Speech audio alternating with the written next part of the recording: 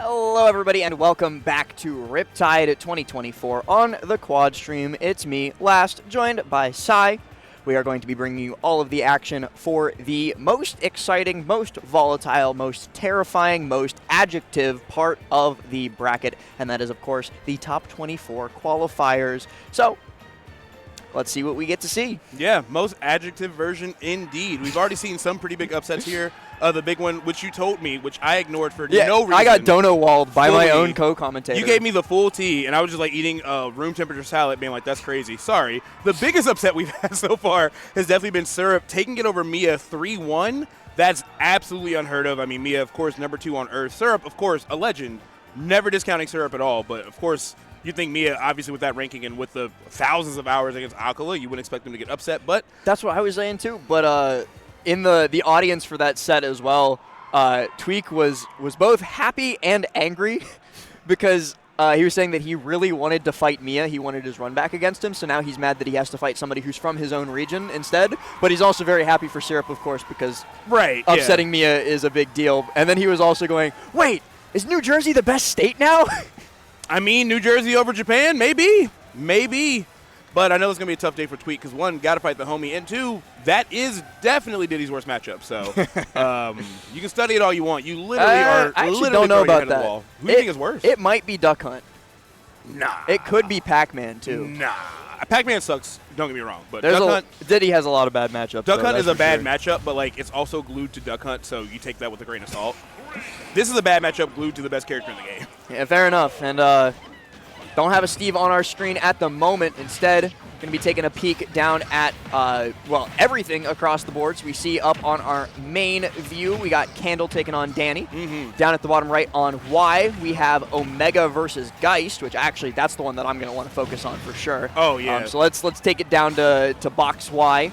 And then elsewhere, we also have Pharaoh versus Anarchy on B, and Icy Mist versus Aaron about to get started too. Now, even though we are going to focus on Geist Omega, which I'm super down to do, I am definitely keeping a sharp eye on Box A just because Danny and Candle are both super talented players, two Midwest legends going back and forth. Probably got a pretty interesting set. Hang on, do you count Tennessee as Midwest? Yeah, it's not far. I don't. I mean, it's the South, but it's like... I'm from Tennessee. I'm not a Midwesterner. It's like, yeah, it's the South. But all right. It's the north of the South. It's below the bottom of the Midwest. Sure. Anyway, regionally, it's not that far off. But let's get into this. So Omega versus Geist. As you said, Omega had a very, very close set with Mia, but just wasn't able to pull it out. So now got to be fighting a loser's bracket against Geist of all people. Another super talented player, recently just took 17th at Supernova, previously made it very close to top 8 of this Riptide previous year, so definitely going to be an interesting fight. Yeah, Geist also just an insane player these days. Took away the #1 spot in Ohio from Doorstop. I'm not sure exactly when that happened, so not a fun wall to run into, and we see Omega hitting that wall early because he has already gotten Arsene, and when you get Arsene in the first minute of a game, you know something's gone a little bit wrong. Right.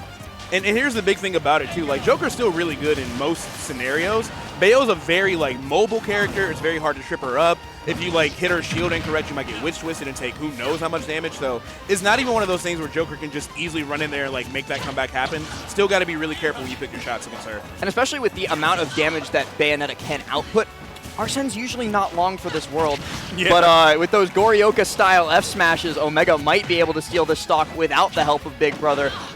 Geist looking for that dash-in up tilt to convert into a back air, but not successful this time around. Yeah, not just yet. Omega really locked in on defense, has not been touched in about 30 seconds, nearly taking it all with the ledge trump back air, of course. That's the thing going to carry us through, and footstool dare going to give Geist the first stock after everything's said and done. And Geist surviving after the initial drag down, but the second one does the trick, so Omega going to quickly refrag and equalize those stocks. But I'm just genuinely impressed by the recovery into footstool dare from Geist. That was some good stuff. Omega trying for the Rebels guard there.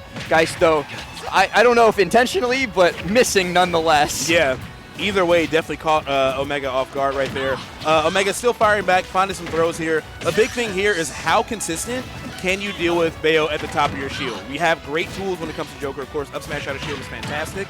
And even, I think I saw him trying to like Rebel Guard at some point, just trying to like catch some of the ABK. So you need to have those options present for sure because she loves to hang out in that area. And right now, it looks like Omega has a pretty solid game plan. And you see how fast the tempo switch from Guist comes through as soon as Arsene becomes active. It's just instantaneous. Hey, we're no longer playing the same game anymore until that guy goes away. Right. Back air connects even through the Nair. And elsewhere, we do see Danny taking game number 1 over Candle, which is actually kind of surprising. I would, especially after how Supernova and the pre-locals went, I would have bet on Candle. Yeah, honestly, same. Especially Candle started off that match like 90% untouched. Wolf is very susceptible to like Olimar's combos and really easy to edge guard too. But looks like Danny was able to lock in. Let's see if Omega can find. Speaking of edge guards. Yeah, that's got to be a really tough character to recover against. Bayo, has so many great ways to just drop zone, just whatever she wants to just ruin your recovery, especially for a tether. So Omega really struggling there, and I don't think Arsene will make that recovery that much better either. Omega holding out like his life depended on it, and a lot of percent depended on it, avoiding that down tilt from Guist, but it's still not going to matter when eventually you go in and get caught by that Witch Twist. Guist doing a great job of building up this low damage, and the big thing too is he forces out Arsene here. He's going to be able to take away most of that meter. Even if Omega gets the stock here, it's already half gone. That stock, that final stock might be Arsene-less, even if Omega can manage to do this. And right now it's not looking too good. Up air instead of back air, but it might still end up the same way. Yeah, all right. Let's Trump Bear is going to work out. And you were right. Bayo does seem really well equipped to take that away. He was invincible. Angel Platform invincibility screwed Omega over at the very end there. Guessing wrong at the timer, and Guist just murdering him for it. Truly the day one right there. You know, they're going to come and do that giant smash attack, and you're like, oh, a free punish. But they only do that because they're still invincible. So, you go in there, you take the bait, up tilt bear. It's pretty much all sealed out. But yeah, I didn't recognize that Bullet Arts was just so good at draining that meter. And yeah, because it holds you in place and it's just hit, hit, hit, hit, hit. Yeah, and what can Joker really do about it? Like, projectile counter isn't a great plan. Also, it's still a bunch of free damage, so... If you try and Tetracarnate while you have Arsene out, you counter the first one and then get hit by the next 9 of them. Okay, so... Definitely. It's not an active reflector like a Palu, for example. Oh, okay. It's the same as like a Lucina counter. Okay. Yeah, so that's definitely going to be a huge problem. I like the way Omega's playing right now. They'll start with the second game. Yeah, definitely keeping his hurt box low, so she can't just come in with that ABK. She's going to do heel slide instead, which is... Well, we come in with that ABK anyway. Up you go. Apparently she is going to be ABKing after all, but at least makes it tougher for her to get those confirms. But now, Omega getting caught out of the air by all these stray ABKs from Guist, and 103 is already on the board, and there's barely been 30 seconds passed. Elsewhere, too, we do see Pharaoh taking away game number 1 from Anarchy, and Icy Mist just closing out game number 1 against Aaron, but that was last stock, last hit, so that one might heat up shortly. Might have to make our way over there, but for now, we're definitely keeping it locked on Omega versus Guist as Guist connects there, tries to go for the drop down Nair, and actually didn't even need to. Omega was not making it back there. Gets a quick little drag down, looks for the back air, but Guist drifts way too far away, and Geist's defense here, as well as his offense, has just been so genuinely impressive. Yeah, his movement is really hard to track down, too. And you see Omega trying to find some answers here, getting a lot of that AHA, being like, look, I might not be able to run in and get the combos I want, but I'm at least going to start trying to rack up this passive damage while I'm trying to deal with your approaches. So it's definitely a good plan, but still got a lot of work to do. And here is yet another big confirm from Guist. Guist backing off, maybe afraid of the Arsene, I'm not sure, but definitely doesn't want to overextend and give up the lead. And you see right there, Omega trying to make his movement a little bit more ambiguous, but Bayonetta's hitboxes are just so big that like they're covering area codes. It doesn't matter really how ambiguous you are. Especially with the beehive hair, definitely exactly. Oh, and just another Witch Twist. That's Arsene gone. That's 2 Arsenes burnt away while Guist is still on his first stock. A Rebel's Guard attempt, and Guist just ignores it. Yeah, this is not looking good for Omega. Okay, definitely get caught by the second Witch Twist, so great DI for sure. Oh, and to get the fair as well after the second Witch Twist, like that is SDIing like your life depends on it. There we go. You catch the tech, the air dodge directional into the platform. So signs of life from Omega in this game number 2. We've seen him make up these deficits plenty of times before, especially when Big Brother comes out to play. Yeah, we're just 1 or 2 hits away, and that Rebels Guard might have been just enough to bring it back here. So next hit is going to call Arsene. Guys definitely got to be careful. Bayonetta not the heaviest character, and God help you being on the other side of a Rage Arsene back air. Down throw, looking for a dare onto the platform there, but instead you get caught by Witch Time, and then you get caught by the Blast Zone right afterwards. And right on time, too. Arson had just hit, so easily could have been a disaster for Guist. But being able to clean that up now Omega down a full stock. No Arson meter really. 1 billion damage, by the way. Yeah. Up you go. Oh, jeez. I sentence you to the blender. She's taking it. This is a little rough. Candle also evening up that set versus Danny down on the bottom, so they are going to bring it to 1-1. I was peeking at it throughout that Candle. They played a lot more carefully, I would say, against like Wolf. Like not as many run-up aerials, more so waiting for Wolf to aggress. So very well played, and very good adjustments from Candle. Yeah, for sure. Wow, excellent reversal bear from Omega. Wait, it's all gone wrong. Oh no. All right, it was just Nair, but I'm pretty sure that Witch Twist is going to seal it out. You're super dead, yeah. Yeah. That was looking pretty rough. By the way, looking at some of the other ones here, we do still see Icy Mist up a game against Aaron. Aaron, I'm pretty sure, is who sent Guist to losers earlier, so Icy Mist. Losers? Oh, yeah, because Mia, we were literally just talking about Mia beating Omega. Yeah, we were also joking about like Diddy's really tough matchups. Samus is not a very easy matchup either. Zoners. Zoners beat Diddy. That's it.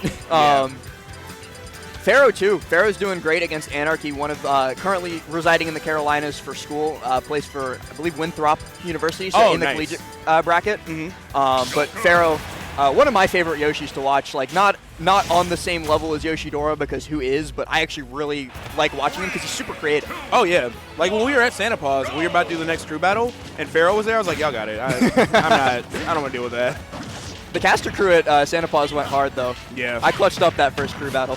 Listen, y'all put me in, we would have won it all. But anyway. I won anyway. Well, we would have won the rest of the bracket. That's all I'm saying. Okay, sure. You know, we're giving you guys mercy by just casting. I got 3-stocked by a Steve in the next crew battle. I'm sorry.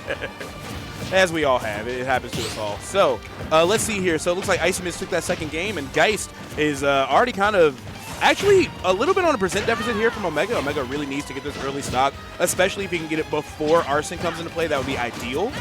So let's see if Guist can maybe find something, maybe an up tilt to get a party started. But in the meantime, Omega hanging back, keeping low, throwing out those side Bs, making it really, really hard for Guist to approach. That first hit of gun sending into Tumble there, too, was a huge opportunity that Omega just wasn't quite fast enough to get in and take advantage of. But now that Arsene is out while Guist is at kill percent, this is the first big opportunity for Omega to get a stock lead. And he's just going to F-tilt 3 times and then get caught by Witch Twist.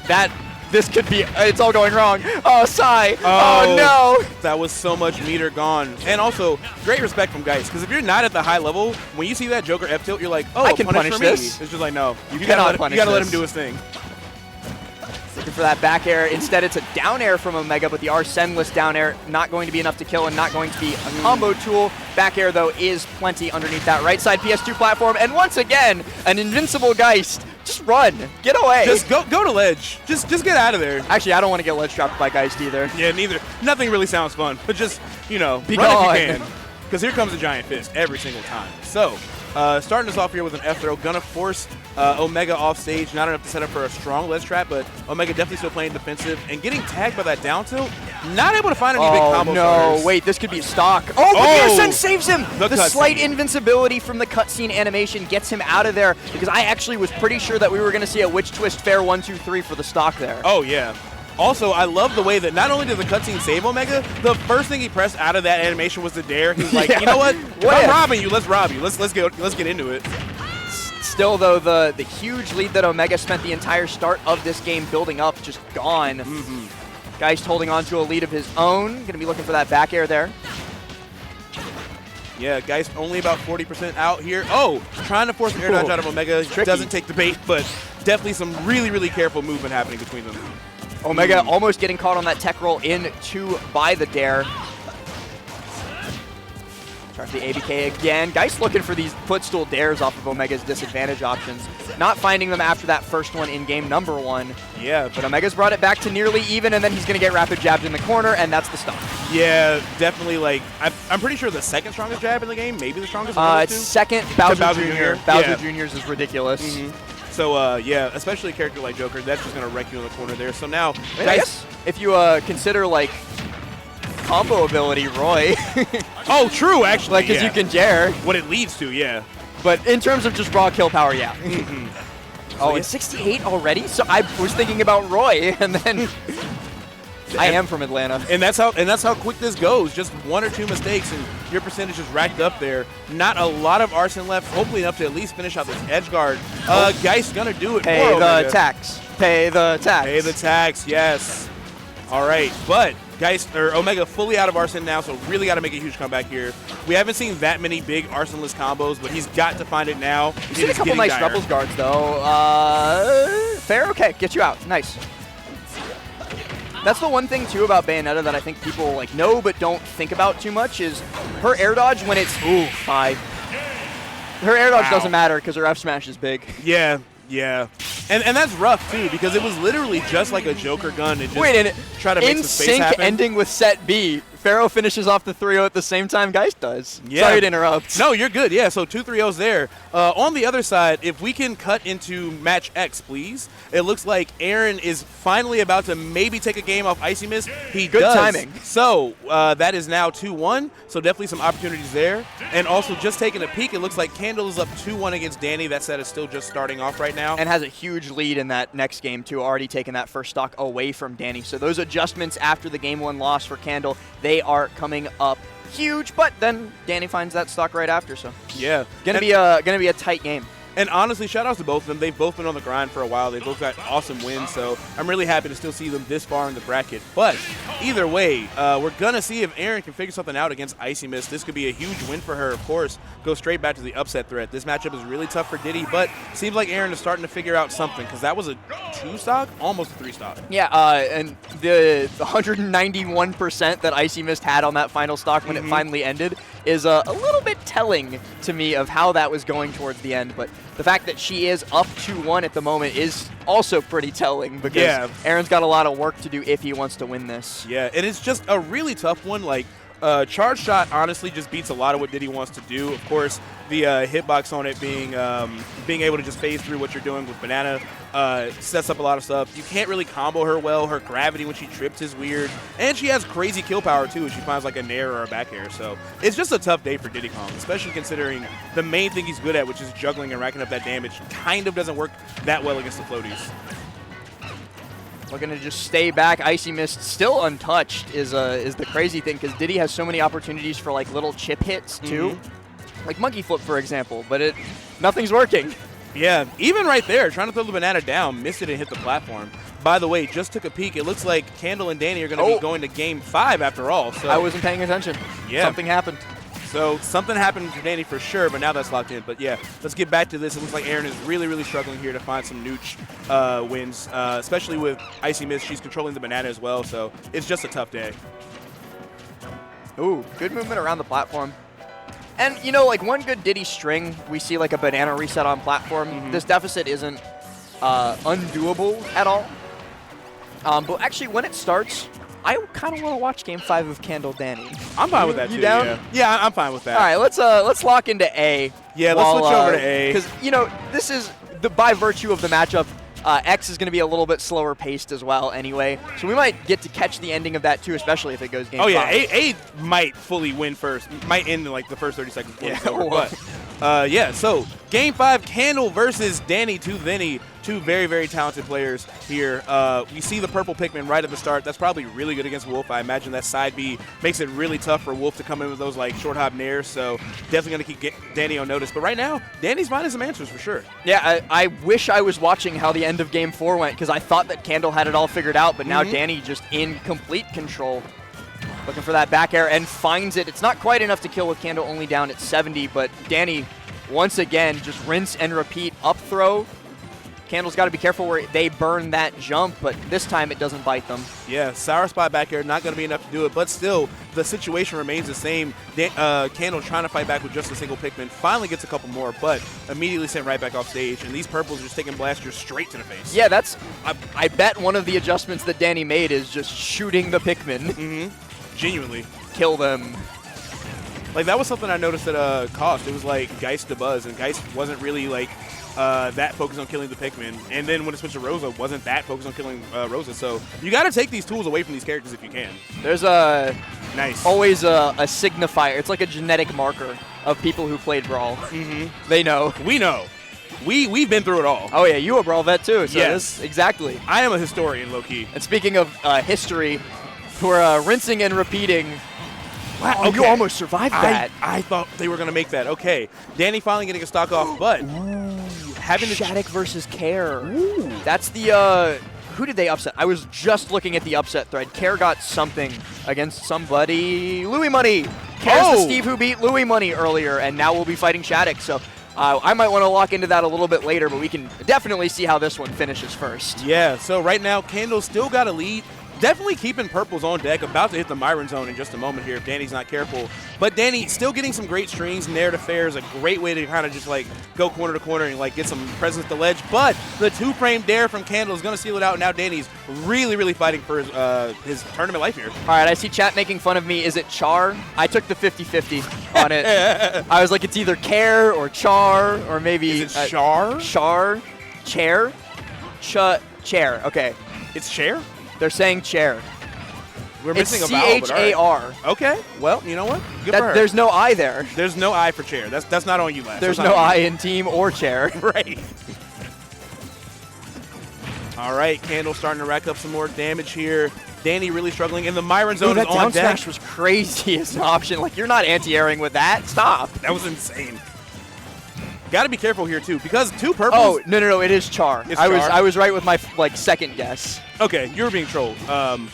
Danny definitely had to be careful. Two purples can just decimate a shield almost instantly, so got to watch out for that. But right now, Candle perfectly fine, not approaching, just throwing these Pikmin out, and Wolf is just having the hardest day of his life here. This looks very, very difficult. Yeah. That seems to be like the story of Smash Ultimate, even back since like 2018, is just Wolf having a bad time sometimes. Yeah. That purple Pikmin just ate 2 bullets to the face. It's got to go. You got to get it out of here. All right, Danny, no room for error. Candle trying to find a spot dodge down smash. Could have been a disaster for Danny having to recover, especially with the purple on deck. Starting to reflect the Pikmin. That's really, really smart from Danny, but you are at 100%. That purple Pikmin is just so threatening. Hang on, though. This is huge for Danny.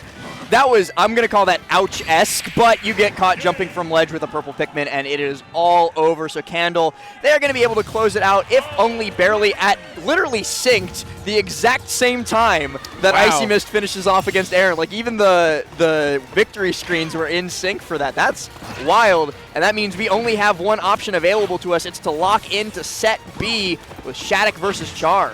All right, yeah, and unfortunately that means Aaron's going to be out of there too, but great stuff to both of them. Again, this tournament is a bloodbath. I've been saying that since we realized there's going to be a P tier. There's going to be a ton of upsets. It just kind of is the nature of the game. So, Char, after a huge upset over Louis, trying to make something happen against Shadic, number 6 in the world. Yeah, I think number 2 in NA?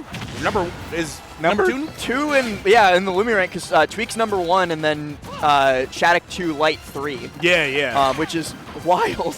Insane. Like, Shadic was always good. Like, I was always on the lookout for this kid. And then he just decided to become a top 10 player, like, over the course of 6 months. He went from, like, fringe top 50, like, 45-ish areas where I would have put him a bit ago. And then was like, hey, by the way, I win everything now, and I'm about to win this game number 1. Maybe not with that.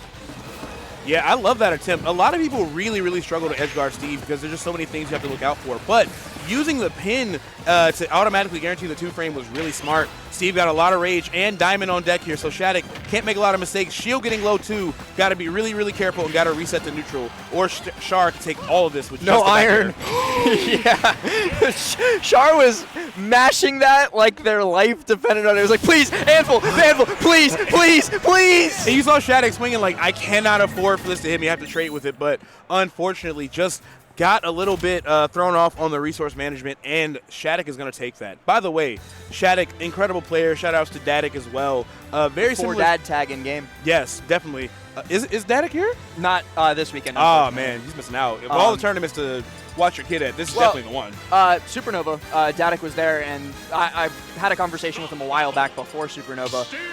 Shadic is old enough now, he says, that he's comfortable letting him travel to these majors on his own. That's true. So he's taken a slight step back, but he is, of course, always supporting and cheering on his boy. Plus, he's got good friends in the community at this point. There's a lot of people that he's sponsored. He's on an official team with Stride Esports, so he's got the team's managers to take care of him as well. He's got them. They're getting his flights. He's good. But yeah, very meteoric rise, and really just the last year of Ultimate. Kind of the same way that we saw Leo fully just build Byleth's meta and put it on the map. Shadic definitely did the same thing with Core and a character we all completely discounted for, I would say, the first 3, maybe even 4 years of this game's lifespan. I always knew Corrin was good.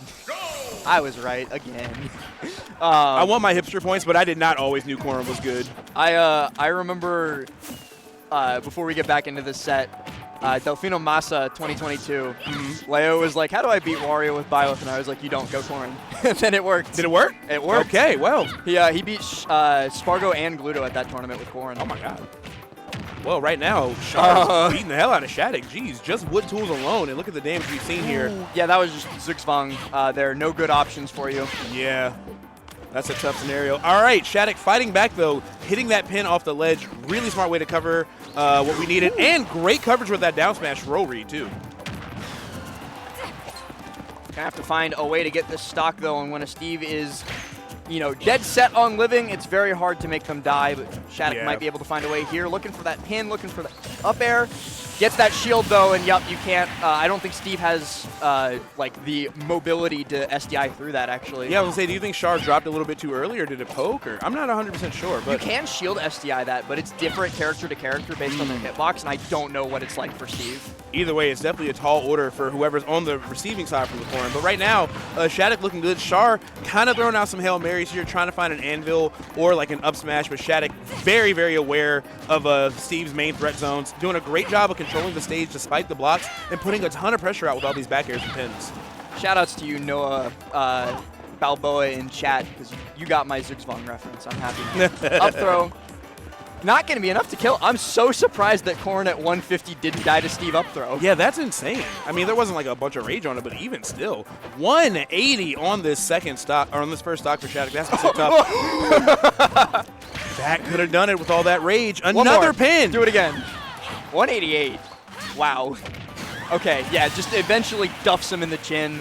Shadic goes down, but he lived for so dang long, and especially considering the start of that game, we were like, oh wow, Char's really cooking with this advantage state, like Shadic's going to be dropping this stock soon, and then Shadic lived to 190, and he wasn't dropping that stock anytime soon. Yeah, just fully just made no mistakes on defense. Even right there, that low percent jab could have been a disaster for a character like Corrin, but trading with the pin is exactly what Shadic needed. Ooh, Shadic is doing an amazing job at punishing minecart too. That's like the difference maker between how you deal with a character like this. That's such a huge tool to take offline. Living in Texas and competing at so many Texas regionals, Shadic is good at the Steve matchup. Shoutouts to Yanni, I missed that guy. But when he was like at the apex of his competitive streak, that was Shadic versus Yanni happened so often, and Shadic versus that diamond back air happened just now. Shadic lost, spoilers. Yeah, Shadic did not make the best decision there with that up B. Nobody home, and unfortunately eating a huge punish. Avoiding some of the jabs and up tilts, my God. It feels inevitable when Steve is just a giant, active, walking hitbox towards you.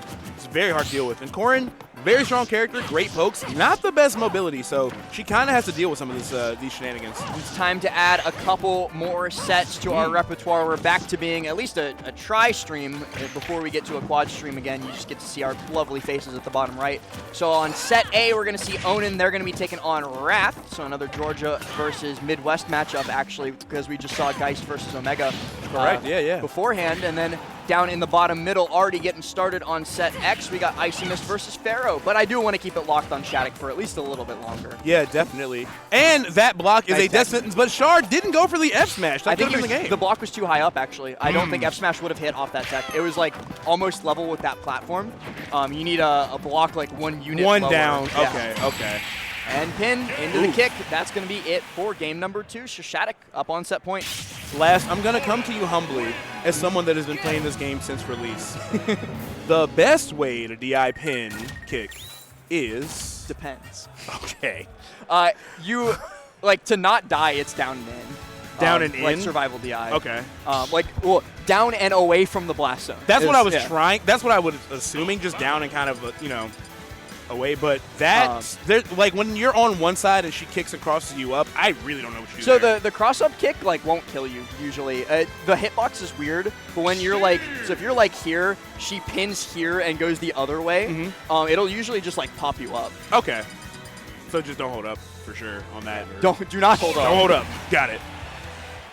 All right, by the way, we're still locked in on this match. Shadic up 2-0, looking to make quick work of Char unless they can figure something out. But taking a look down at the bottom, it looks like Icy Mist down a stock and a half against Pharaoh here, and Onin and Wrath are just getting started, but I'm sure we'll have plenty of time to come back to that later. I'm very curious to see what happens in that set because Onin really good against Sonic, Wrath really good against Steve. That coin box grind paying off for both of them.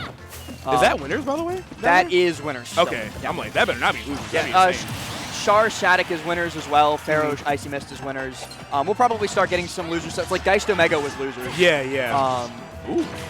Actually, no. Well, no, it has to be losers. Icy Mist Pharaoh is losers. Yeah, because Icy Mist had the But I know that Wrath Onin is winners. Because we just had another round of bracket start, so that's why. We got a mishmash. And it, by the way, really looks like Shadic has figured out a lot just in this third game. Only 60%. Char really looking for answers here. I know Char just had such a big upset at Louis Money, but it's one of those things where it's like, all right, kids, you're with the big leagues now, and Shadic is really reminding us why they're one of the greatest players on this entire continent. And this entire planet, too. Yeah. Unless they got some crazy Corins up on Mars, probably in the galaxy. Yeah. Maybe hanging out with the Boeing people up there. Anyway, so that was unfair. I bring them home. So Char really getting taken to him. Huge combo straight from the Angel platform. 50%. That's tough. Not really sure what the plan of action would be here for Steve at this point. Well, get Diamond is probably what I would say first, and then do Steve things for a little bit. You got to make something happen. But I think there's a lot of, well. Maybe this. Shadic is dead. Why did I ever doubt Steve? What? That's all me. I did say do Steve things, and Char did a Steve thing. Wow. Well, so stock's even. Steve could technically just do that again if Shadic isn't careful. I was about to say Shadic is really good at avoiding the shenanigans, but immediately died. Shadic is really good at avoiding the shenanigans because that's the first time he's been shenaniganized in this entire set. But still, it happening now is not very good because now he's at 70. And Diamond is out here. And if you shenan once, well, you it's still shenan golden again. hand, but Diamond in the pocket could craft up. Yep. There you go. All right, so Shadic got to be really careful. Good job avoiding that minecart. You don't want to get tracked in the command graph section of that, of course. So still looking to close this out. Doesn't get the up air. Could have been it on that platform, but let's see if Shadic can finish this off the ledge.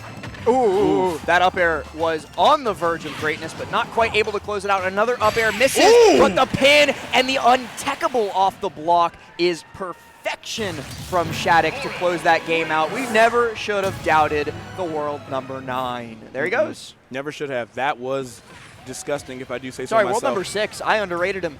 Crazy. Right. Still very much in the top 10 here. So, yeah, that's going to be a good 3-0 for Shadic. Definitely hard fought. It feels like Char started figuring some stuff out, but let's... And Onin destroying Wrath in game number 1. A 2-stock at only 12% on that second stock. Wow. So that was not even close. So let's lock into A for a little bit and find out, because I wasn't watching, we'll find out how Onin beat Wrath that bad, because I've seen Wrath fight Didi. Wrath knows this matchup. Yeah, knows it well, too.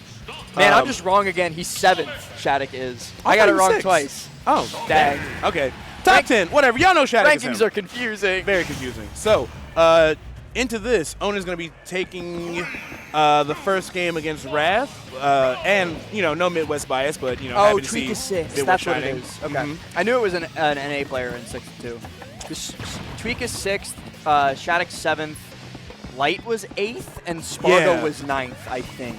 And again, if you're just tuning in now, no, Tama P. And you're whatever.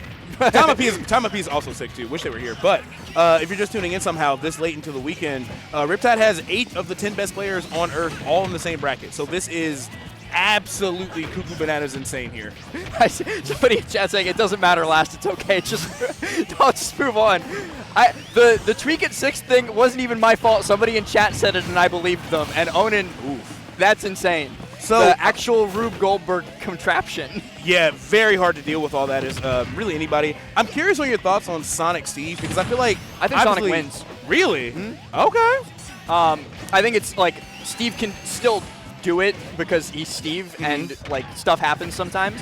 But I think Sonic has all the tools at his disposal. He's good at breaking walls. He's good at covering space. He's good at killing when he gets good advantage states. He's good at waiting out the timer to beat like material gathering.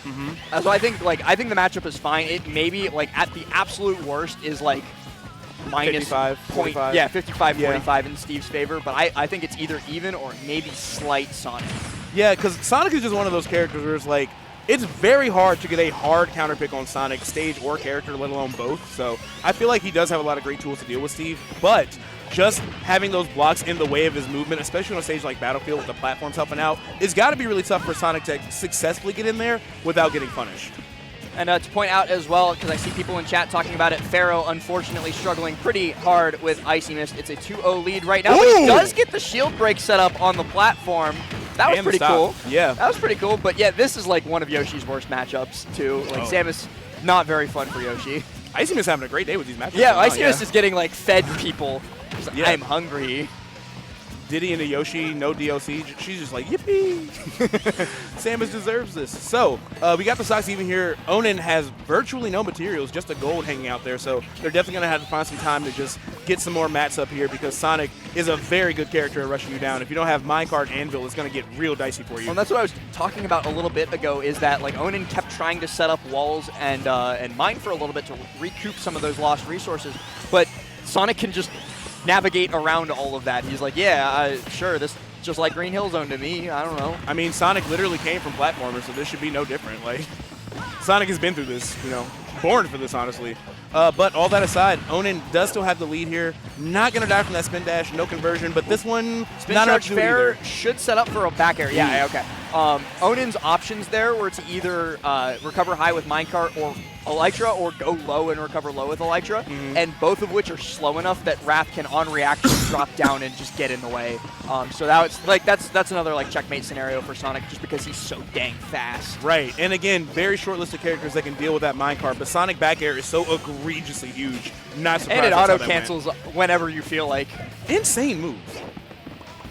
Name three games in a row. My favorite game for good characters in Ultimate is name one bad move.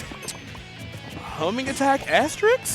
Homing attack when you die from it. Yes. When it forces the suicide. Steve doesn't have one, I don't think. No bad moves. Everything's just insane. Maybe like up tilt on Sonic, but even then, like Wrath went for it. As I thought about it, that was weird. Like a little clown to clown communication between the two of us. I'm gonna say up tilt's good because it leads to diamond back air and a bunch of combos. So somebody's saying down smash. Close, down but smash? not, no, Sonic down smash. Close, but not quite. You can two-frame with it. Yeah, still pretty decent. The only thing like that makes down smash bad is that F smash is just better. Yeah. But, like on any other character, Oh my god. Sonic in the camera was like, help me! Like, that face was insane. Sonic doesn't know what to do. But yeah, this is what I was afraid of. 2 blocks up behind a platform. Like, you can spin dash over and make a really committal decision to try to F-smash through it, but Steve doesn't have to do anything while you do all that and just get so many free punishes. Ooh, and Pharaoh wins game number 4. So brings us at least, or game number 3 rather, brings us at least to game number 4. Meanwhile, it feels like a matter of if instead of, or a matter of when instead of if for Onin here. Eventually, that's going to happen. Yeah, it was like that's the crazy, scary thing about Steve in those last stock situations is that he has 17,000 approximately kill options. Right. And none of them require setups. They're just like raw kill options. So the straight hit kill power is just, you'll die eventually, man. I'll hit something. Yeah, even when you saw Wrath just trying to like poke through the blocks with F-smash, which in most scenarios is a really good idea. If Onin also wanted to do that, there could be a stock stolen there. And again, positioning is just crazy. I'm sure FD is probably banned, but when you know, you're at 150, Steve's at 30, and Onin just has like a 2-story condo in between them and Wrath, like it's very hard to get in. Oh, and I do want to correct real quick. It's pronounced Onin, not Onin. Oh, thank you. They everybody was saying it wrong for like 3 years. Myself included. Yeah, no, but they just didn't correct anybody for a while, and then a little bit ago they decided like, hey, actually, guys, it's not Onin. Well, Onin is on one because once again, up 2-0 against not just any random person, Wrath, one of the best Sonics in the world right now, but Onin definitely making quick work. You went right back to Onin. It's so hard to break the habit when you've been calling somebody that for so long, but the one thing that I will say, they don't mind it as much. That's why they didn't correct people for so long, but they do prefer Onin. I'm gonna really lock the heck on this. in. So Onin again, huge lead here, trying to find something with a falling aerial, but that's what I was afraid of, just landing on top of Steve, even if you get past the blocks. Up smash is a huge punish, up tilt's a huge punish. It's just, there's so many options here. We spent like a couple of seconds talking about pronunciation, and Onin was like, hey, actually die. in the corner now underneath all this block pressure. Something's going to hit, something's going to give. Ooh. Up tilt, back air, but the tech saves Wrath. All that it saves Wrath from is the immediate punishment, though.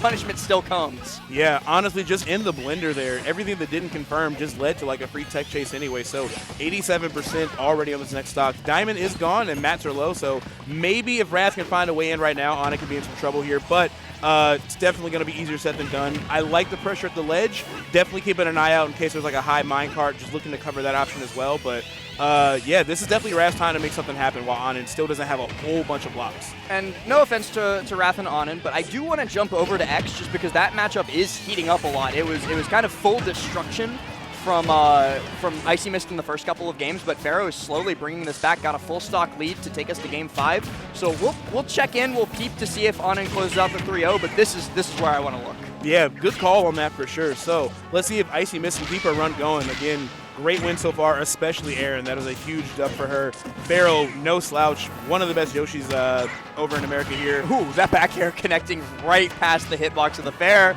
And the extra height brought by the down B, too, getting Pharaoh to ledge. Pharaoh's so smart. I already said it. I love watching Pharaoh's Yoshi. Super talented. So Icy Mist struggling to get off here. Gonna go with that up B, but Yoshi's very, very heavy, so still gonna live for a while. Great coverage, great coverage. Charge shot and the neutral air. I don't care who you are. Some of that's going to hit you and kill you. Wrath now going down to his last stock down in the bottom left-hand corner. And Pharaoh's starting to struggle. Maybe we should go back to A. I'm kidding. Ooh, or I don't know. Icy Mist really only 1 or 2 interactions away from here. That's why I'm scared. Yeah, a mid-range charge shot could do it all. Into the Dara. That should kill. That's it. No! What? Samus is so fat. That's crazy. That power suit weighs like 3 tons. She ain't never getting through TSA. Never getting through Up air, it. okay. I would have cried if Pharaoh lost after that dare not killing. Yeah, that would have been insane. So we have ourselves a game 5, and also still taking a peek down there at the bottom just for funsies. Looks like Wrath is just at 91 on his last stock. Yeah, 1 hit away. I mean, Diamond's gone, but yeah, it's not looking good for Wrath right now. Meanwhile, weak hit of Anvil.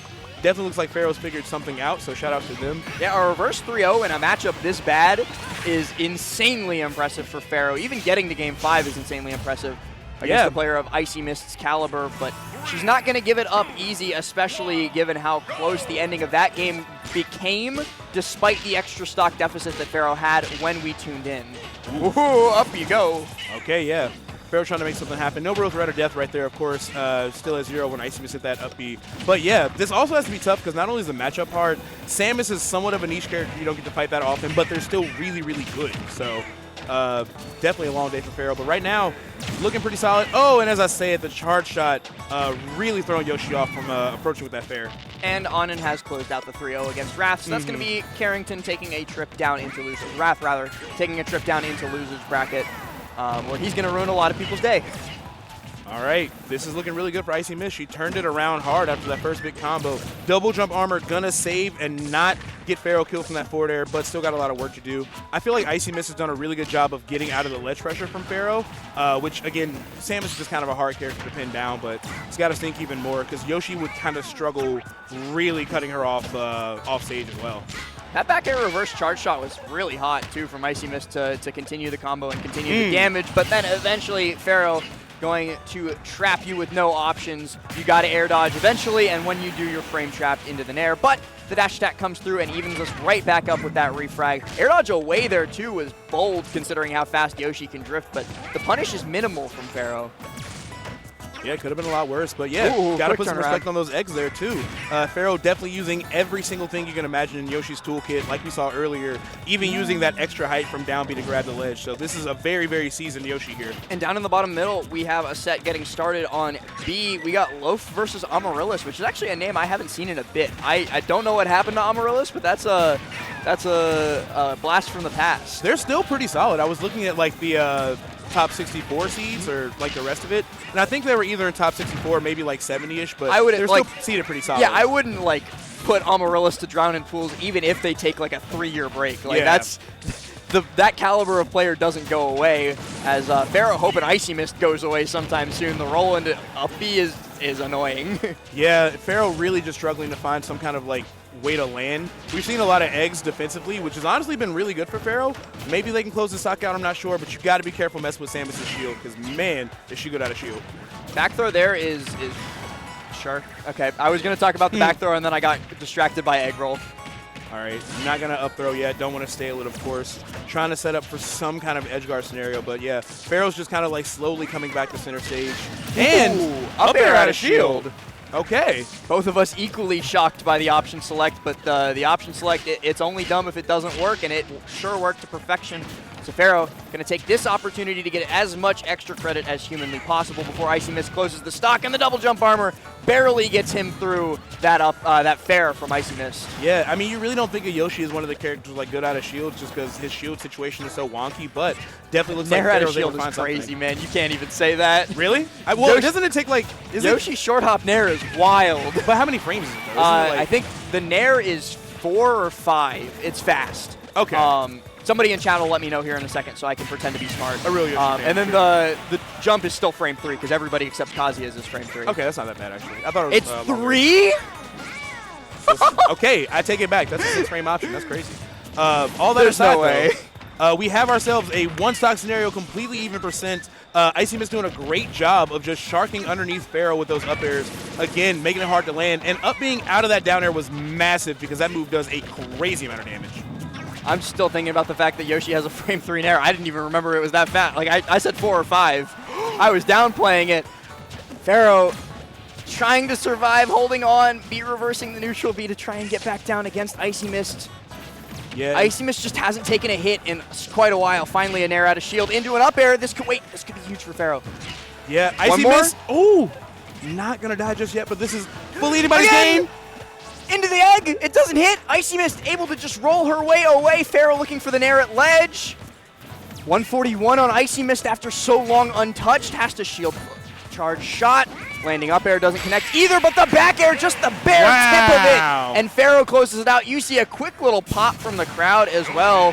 Pharaoh jumps out of his seat as he completes the reverse 3-0, and look at him down at the bottom left. He's jumping around. Yeah, he's going crazy. You might even hear it from the mic, and they're not that close to the setup, but man, they're being loud. But yeah, all the way over there. That's got to stink if you're an Icy Mist fan. She just kind of got anti-air by that up tilt so many times to the point where the up air staled out and didn't even kill when it should have. But just really, the ground was completely covered by Pharaoh, and Pharaoh just never let off the pressure. So good stuff to him for sure. So getting into this, looks like Amaryllis is really close to taking this game 1 from Loaf. I think Waft is on deck though.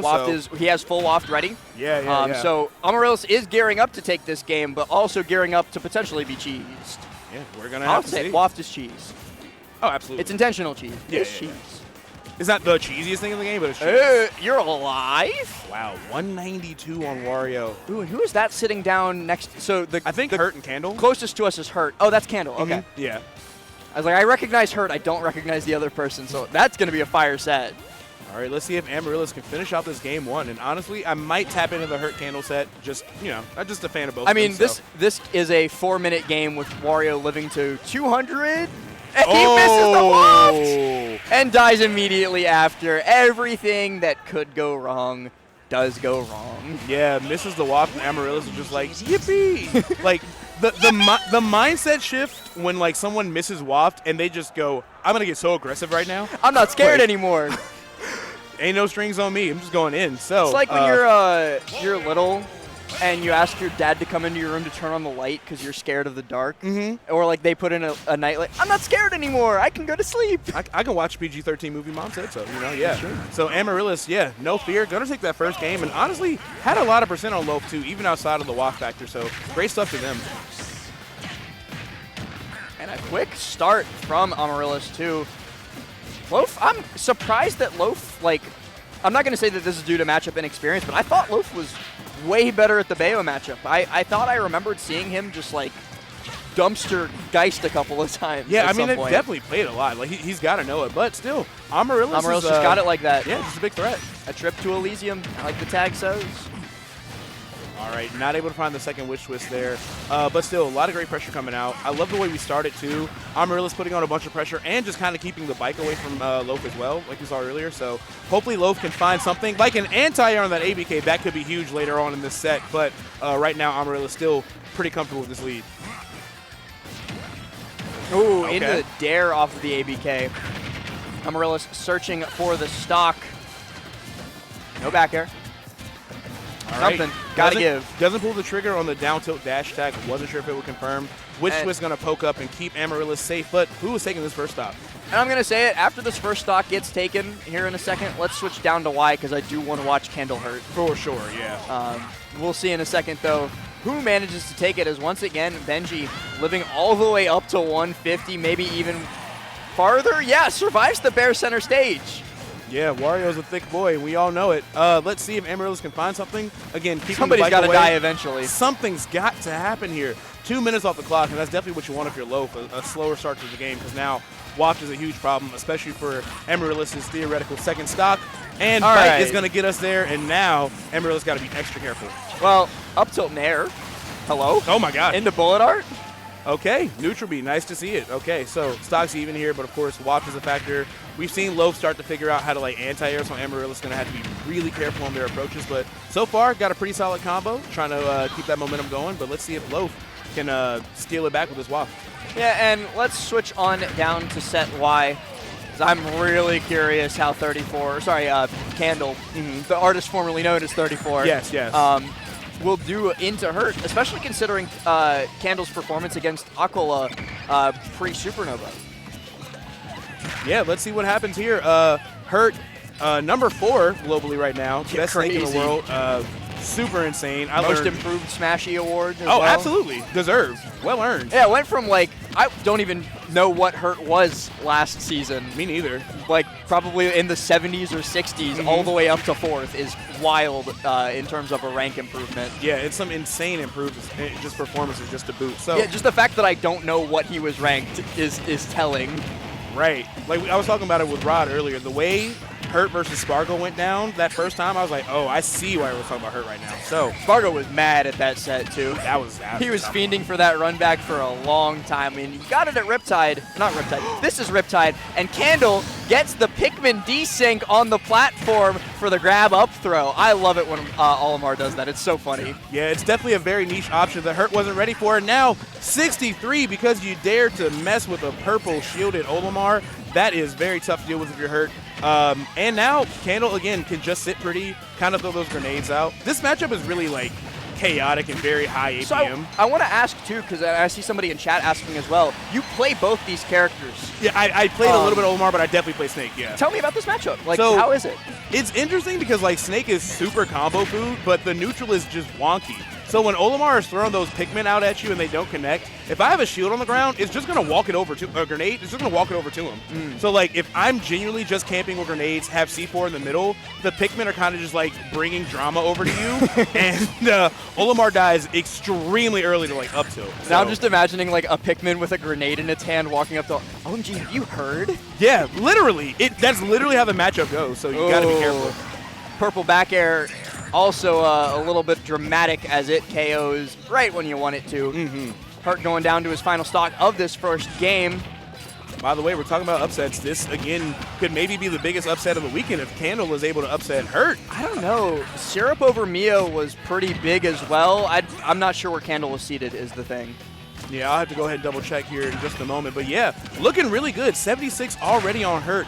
Purple F smash, not enough. Hurt finding an answer with that dash attack, but again, not a lot cooking for him. And I like that they're committed to just using the purple, just trying to like just upset Snake camping with grenades. And Avengers versus Japanstis League is what Japanstis League? That's who came up with that? That's insane. I refuse to comment, but Japanstis League is wild. That's crazy. Down throw into up air here. There air dodge comes out in time, but actually I thought that was a frame trap for Olimar. I'm surprised Candle's alive. Yeah, excellent recovery. Very good recovery, just barely making it back there. Let's see if Hurt can at least take the second stock off of Candle, but their movement is looking really good. Gotta respect Nikita, but they're finding their way. And game 3 about to get started between Loaf and Amaryllis. 2-0 lead for the Bayonetta. That'd be another big upset right there if Amaryllis is able to 3-0 Loaf. I wonder where Amaryllis is seated, because I think Benji's somewhere in the 30s or 40s. So I don't know how big of an upset by numbers it is if you said Amaryllis is probably like 70s. I think like 60, 70. Yeah, so that's probably like an upset factor too. Not bad though. Not bad at all. All right, it looks like Hurt is starting to claw this back a little bit. That extra grenade damage is doing a lot, especially considering how early Snake can kill Olimar. So Candle's got to lock in and just stay committed to just finding a good opening. And that up throw is going to do it. Candle taking the first game off the greatest Snake in Ultimate history. Early game 1 for Candle is huge in this set. We did see Danny take Candle all the way to game 5 earlier after a lackluster start from Candle. And so now I'm wondering, with a good start from Candle, how that train runs. Yeah, I kind of wonder how Hurt's going to adapt too. Like, obviously there's still Shuton, but I feel like Shuton's been playing a lot of like Aegis and hasn't really been like... I don't think Shuton goes Olimar into Hurt. I think the last couple times they've played, it's been all Aegis. Yeah, and I totally get it.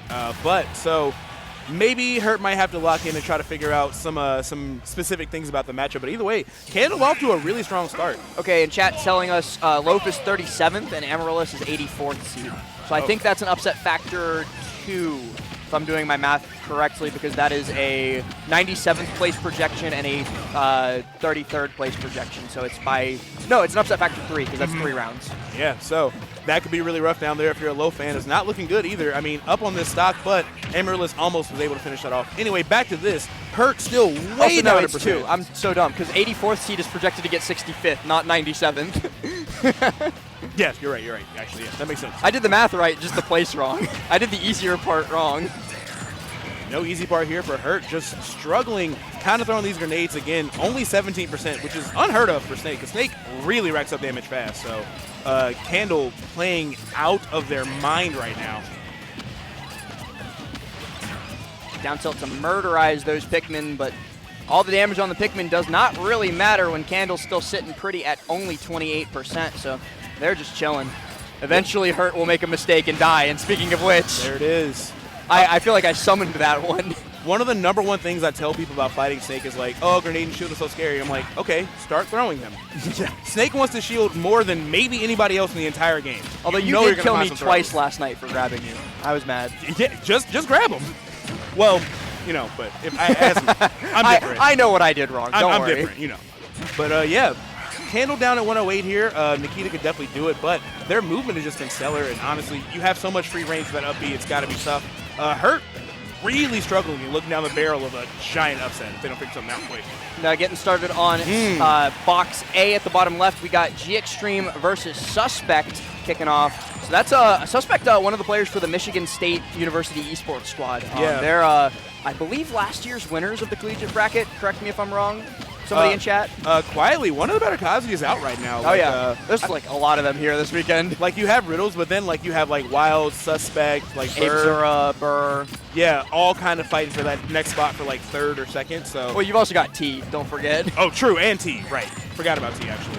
It's so easy to forget about T's Kazuya because in your brain you just go, T, yes, Pac-Man, and then he does that. Yeah, not anymore. We are in the Myron zone for sure. 1 red, 2 purples. Hurt kind of just hanging out in the corner, finding his way out with that dash attack, and that sweet spot back here is going to give him a lot of opportunities here. But the fall nair, the drag down nair is actually going to get Candle back in there. Candle looking for this stock here. And I'm going to repeat myself from stock #1. It's just a waiting game for when Hurt eventually makes a mistake. Hasn't made a critical one yet, and this actually might be critical for Candle because he's not going to be able to... I just completely lost my train of thought.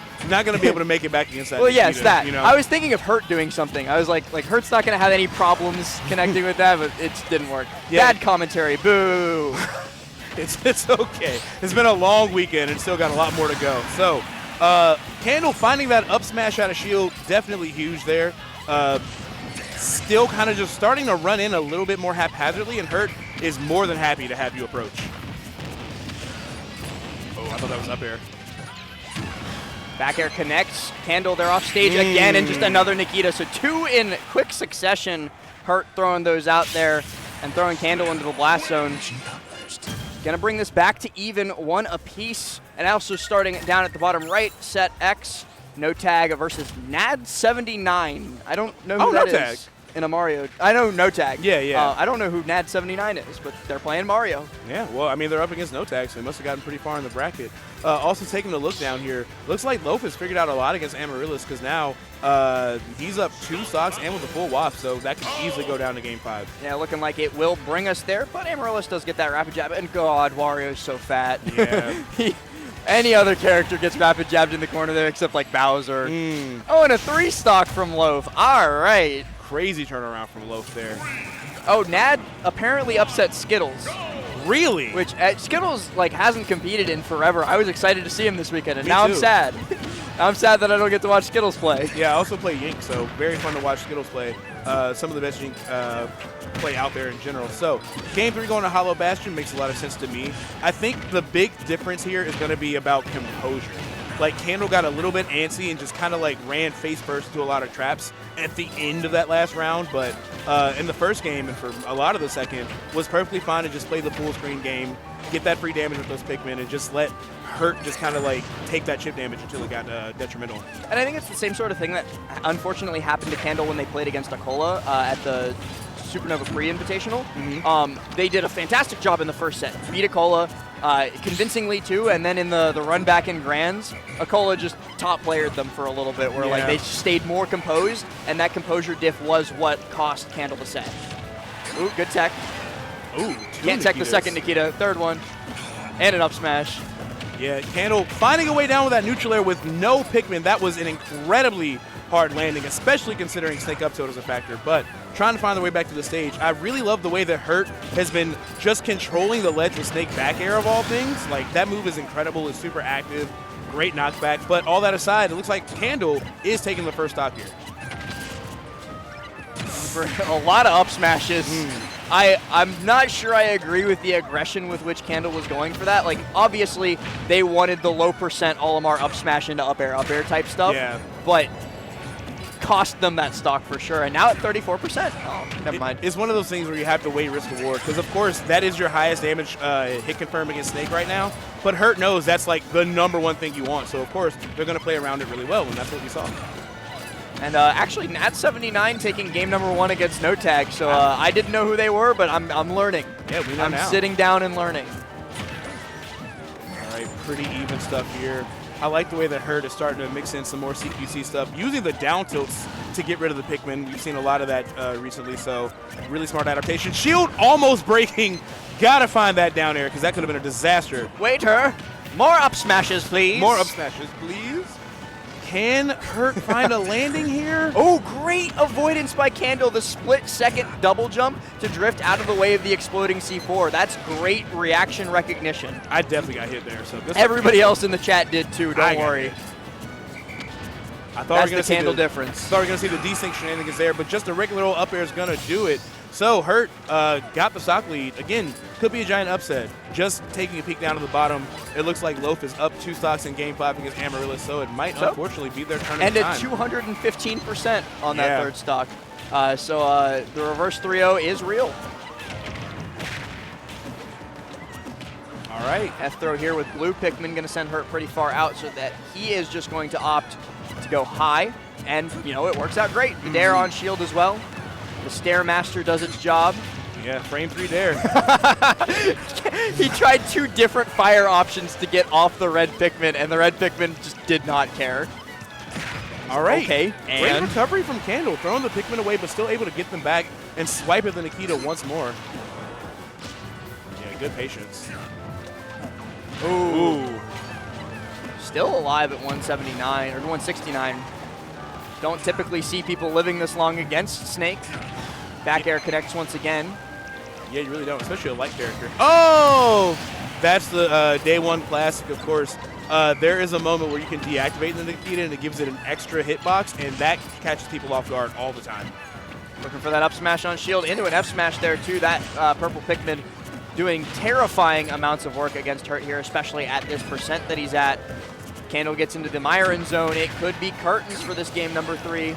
Yeah, gotta find his way back. And of course, the purple Pikmin gonna just stop that Nikita edge guard. And the up smash gonna give Candle that second game. 1 game away from beating one of the greatest players of all time.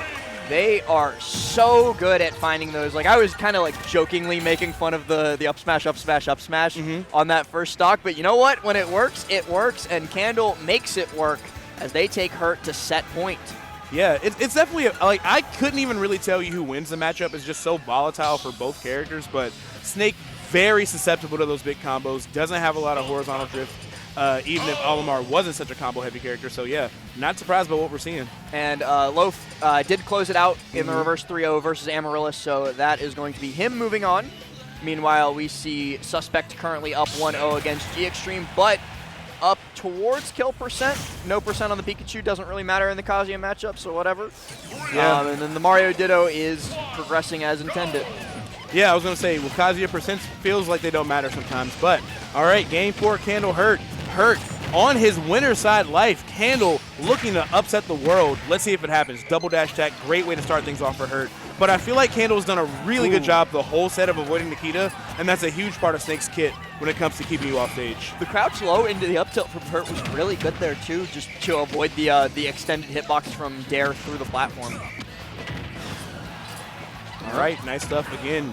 Really fun red Pikmin too, just because it's so hard for Snake to kill those. Yeah, the red Pikmin do a lot for him. You saw him struggling to get him off last time, and the grenades aren't really a huge factor either. Good parry, F smash. Candle, they're set up once more. Double perped up. Yeah, respecting the C4, very mindful, very demure. Looking at the stage, knowing what's what. Double purple, that's a huge problem. The current trend being, oh my goodness. And yep, just body blocks Hurt into the blast zone. The current trend being very demure, very mindful is very funny to me because there's an old vine of a guy picking up like lumfishes. He goes, very beautiful, very powerful. And I've been saying very beautiful, very powerful for like years at this point. Just fully vocal stemmed out over there. Oh yeah. Man, Hurt not looking good here. Another Nikita, but I feel like Candle has really consistent answers, not only with just the aerials, but side B as well. So it's not looking good. Crowd's going crazy for something over there. I can't tell what. Beast Mode Paul just upset Cola. Wow. Hope that was winners. That's wild. That was winners. That was projected. Not the upset, but the match was projected. Cola was complaining about it for a lot. Well, speaking of upsets, it looks like we're looking at another one here. Hurt finally finding that Nikita kill, even sending the opposite way, still too much damage. So as long as Candle can keep their composure, this is going to get tough. I actually don't even know how much of an upset that was because Paul was probably like the 23rd-ish seed. Cola's in like the 15 to 16 range, if I had to guess. So like that's barely an upset. And yeah. Honestly, if you asked me to put money on it, I would have bet on Paul. Sorry, Cola. But last hit game 5, very close set. You'll be able to catch the VODs if you missed it later. For sure. Hurt running up to the skies yet again, of course, as you should. Trying to find a landing with that C4, but again, Candle just really, really aware of what to do. And even stalling their landing with that float, baiting Hurt into that dash attack. There's something that I worked on with the Buzz a while ago that we like never really found a real implementation for in Olimar's game plan. But you can, while grounded, if you have a single Pikmin, you can use the up B to stay close to the ground and use it like a boosted dash almost. Kind of the same way that Rob burner boosts. And that's just that's not what just happened, but that's what that reminded me of. We never really found an application for it in Olimar's game plan, but it's there. Yeah, well, you're going to need a lot of tricks here because now we're 1-1 on these stocks. That lead is dwindling, and C4 definitely wasn't helping out right there. So Candle still just kind of throwing these side Bs out. Finally got one to latch, and once again it's a fire one, so that's tough for Snake to deal with. Another dare at the ledge, really good. Back here going to set up for an edge guard. Candle's got to find center stage because this is all running away from them. It's getting away quickly, too, with how Hurt's advantage state is going. These lingering hitboxes are making Candle suffer, and the pinpoint precision of the up tilt does it in style. Hurt takes us to game 5. Yeah, excellent anti-air right there. Like, we know Snake up tilt is a huge threat, but that's the first time it really came out in this set, and man, especially being on top of the platform and at the very tip of the foot, that's rough. I feel like Candle was winning that entire game. And then I started thinking about Olimar Tech, and they lost immediately. They lost. You stopped believing. My fault. You stopped believing in Santa. That's what it is. My fault. So, that's at game 5. Also taking a look down in the corner here, it looks like Nad just took the second game against No Tag, so could be another big upset there. And it looks like Danny is just starting off a set against Loaf. A little bit of Tennessee on Minnesota action. But we are going to be getting into this Game 5 very shortly.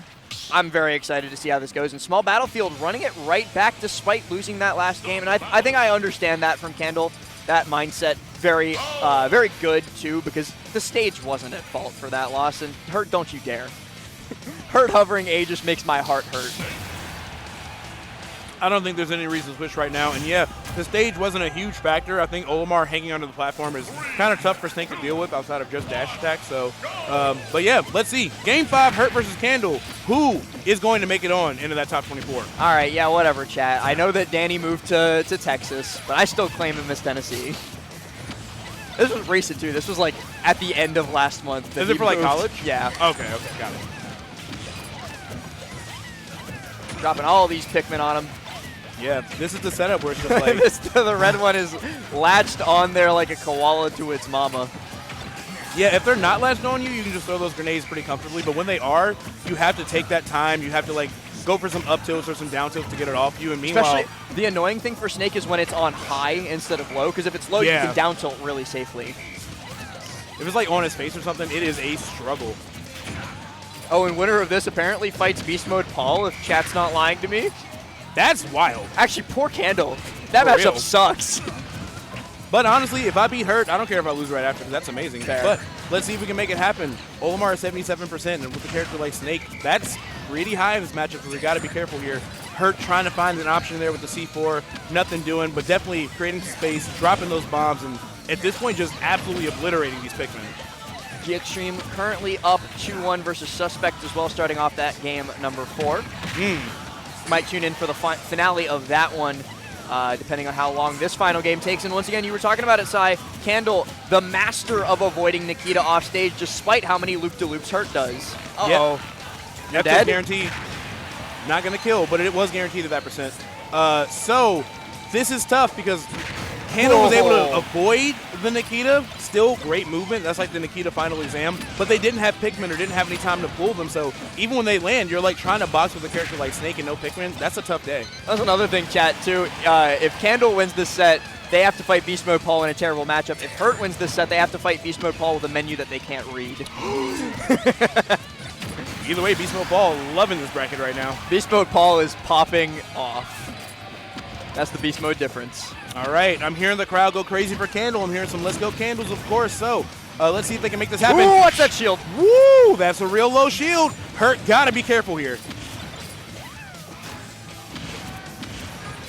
All right, double purples here and a red. This is the ideal Pikmin setup for Candle, but can they find their way in and actually make it count? Still kind of trying to fight back here. Ooh, that grenade pop was terrible for Candle. Yeah. Interrupting a perfect sequence up until that point, though Hurt going to get caught by a quick F smash there. The end lag on the F tilt, too much for him to deal with. Yeah, double perped. Get him. Oh, the desync up smash. The Pikmin died for it. Thank you for your service, Mr. Yellow Pikmin. That was literally insane right there. All right, good out of shield presence of mind right there, especially with the purple up smash waiting if Hurt isn't careful. Oh, and the overextension on the bear gives Candle that stock, and now they're one stock away from beating one of the best players to ever do it in Hurt. Number 4 in the world could be in losers before top 24. Candle rolling in against the Snake down throw 2. Hurt guesses wrong, and Handle gets a little bit more time to play. 52, and a white Pikmin on him. A back air connects. Hurt has to go high to get away. Yeah, and even with that, still not able to get any pressure going. 2 purples, 3 purples! 3 purples in last stock. I never want to be Hurt. This is terrible. Hurt has to find a kill right now because this is absolutely the Candle show. Well, one of those purples goes by the wayside as Candle throws it to its demise. The F smash goes the wrong way. Hurt is rolling like crazy. The F tilt not enough to do it. Candle not alive after the Nikita. 106% on Hurt right now. The lineup is terrible for Candle unless he gets a grab. Yes, if we see a blue up throw, stock will definitely be gone, especially if we see those desync shenanigans you saw in game 1. But right now, Candle not looking to give up this lead, just staying really, really composed, staying at a little bit past mid-range with those side Bs, and Hurt has not been able to tack on too much since then. Olimar looking for so much. He's so good in these situations just because of all the Pikmin tosses and Candle, they're doing a great job way! as they connect with the back air on Hurt's landing. They complete the upset. They do it in style. A purple back air. How else could it have ended, Sai? Beautifully played. And yet another Japanese top player in losers. I wasn't kidding. I said this is going to be an upset, and man, that is, or a bloodbath, and that is upset of the weekend. Absolutely. Candle 3-2 over Hurt. Does that mean, I don't think Shuton's played his pool yet. So I think other than Shuton, Ashimo's the only Japanese top player that made top cut. In winner's side, at the very least. Only in Ohio.